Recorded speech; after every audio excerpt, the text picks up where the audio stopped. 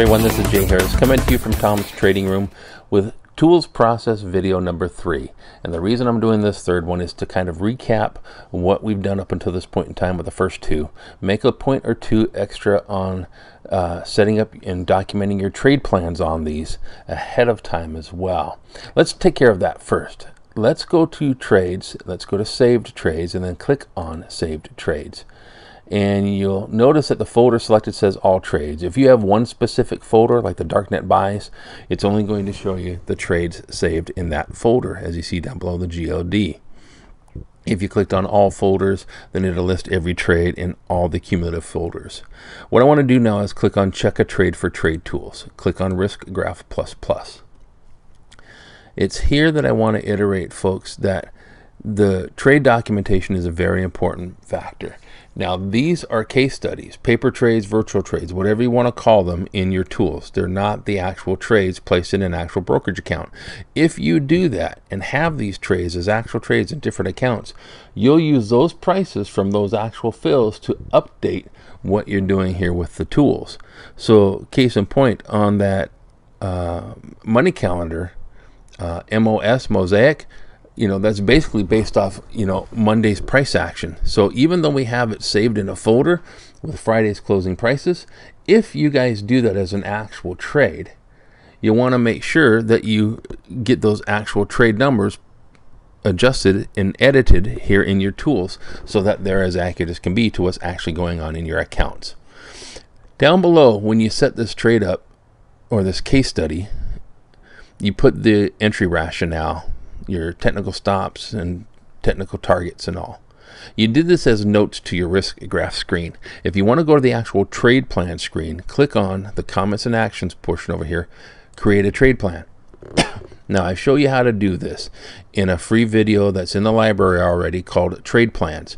But real briefly, you go down here and you select what type of trade it is, if it's an open, adjusted, or closed position, the entry and exit dates, all the other information down here you can play around with and add in as you deem fit.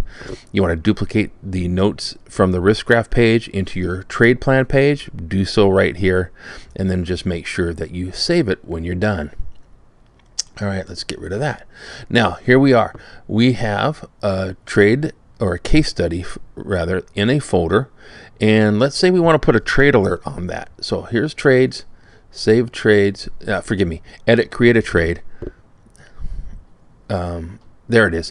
Under the trades, saved trades, trade alerts. When you click on trade alerts, it's going to bring up the various numbers of case studies in that folder.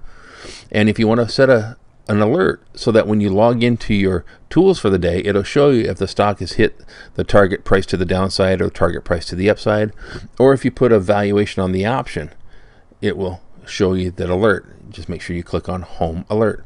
So we said if it dropped below 103.92, I believe, on GOD, and if the stock went above 111.10, okay, click on home alert, and then let's go ahead and click update. Now, if it hasn't hit either of those prices, we don't have to worry about it, but when it does, the tools will alert us to the fact that it happened. Now, if you have this trade in an actual account and you have your alerts or your GTC orders in there, you'll find out probably from your real account first before your Tom's Tools account. And that's an important note, folks. Please, if you're doing these as actual trades, document and manage your actual trades. The tools can be taken care of after the fact. So whatever happened as an actual reality to you, take care of that. Make sure you understand what's going on with that. Manage the affairs of that first, and you can always update your tools later. So there's the trade alerts. Those are in there now. Now let's take a look at a situation where we can go to the trades, portfolio, and click on performance. So here is, portfolio analysis on the darknet buys trades or case studies as they are in the tools. So let's click on calculate, and we only have the one that we have in here for educational purposes, and it shows profit 248, number of trades won, winning percentage, and all the like. We've showed this in various places a number of times before, but here's a situation where I'm reiterating to you folks that you can have a portfolio analysis. And the reason why I'm encouraging you to separate different trades or create different folders for different trading styles is because let's say you had 20 trades and the portfolio was up 20% or $500 or whatever the case may be. Out of those 20 trades, you may have a selection of spreads, bullish and bearish spreads, long calls and long puts, and which one of the strategies is working out better than the others. Well, then rather than going back through and piecing out through each one, if you create different folders for different strategies, you'll be able to see, hopefully in a little bit clearer screenshot for you now, that each folder will show you its progress or its lack of progress, and you can then determine which trading strategy you want to do more of because it's working out better than the others. All right, so if you want to put your trade alerts, that's how to do it. Make sure you create a trade plan page if you'd like as well, and then you can do a portfolio analysis on these situations. Now, as for the process, as I wrap this up, the one thing that we didn't do a lot of on the videos that I showed was any additional technical analysis. Now, what you've seen is basically, how fast or how efficient the tools make the process. You bring up the list of darknet candidates. It shows you the ranking from the lowest percent to double to the highest, the tightest slippage. You make your decision from there, click on the option, bring up the risk graph page, make your notations, and go. For Money Calendar, it shows you the list of stocks that are on the Money Calendar list for the day, and you can rank them by the highest average profit move down to the lowest. And then look at the first, 1, 2, or 3.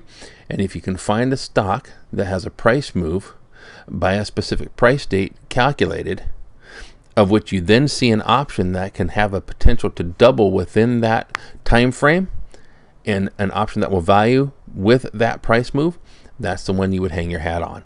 So it's that type of additional analysis where you're kind of like, eliminating the one or two that doesn't work. Like, for example, in the Money Calendar, it was pretty quick for me to show you what was going on.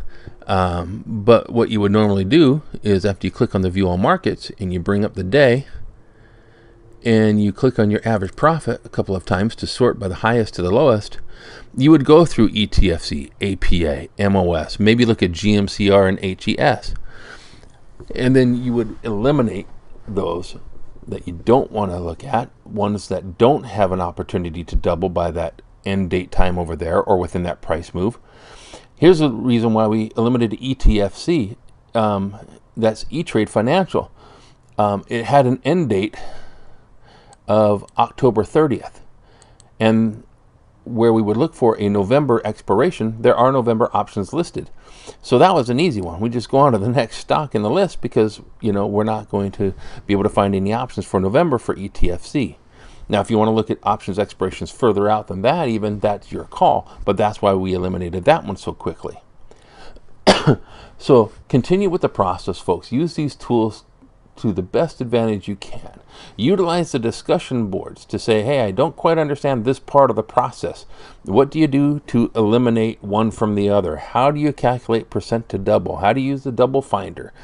Any and all questions or concerns, folks, with this process, you've got to hit us up on the discussion boards. You can come to me at support@tomgentile.com. We will try to help as quick and timely as possible. But more important than the timeliness of the answers, we're going to try to be as accurate with our information as possible because we want you to be successful. We want you to be able to use these tools, come to trust these tools as we have, and then learn to use them in the most efficient process as possible. I hope I have helped in some small way towards getting you there, and I look forward to continuing the collaboration and education to eventually and in fact do get you there. Have a great day or great evening, depending on which part of the day you're viewing this, and I will talk to you soon. Bye now.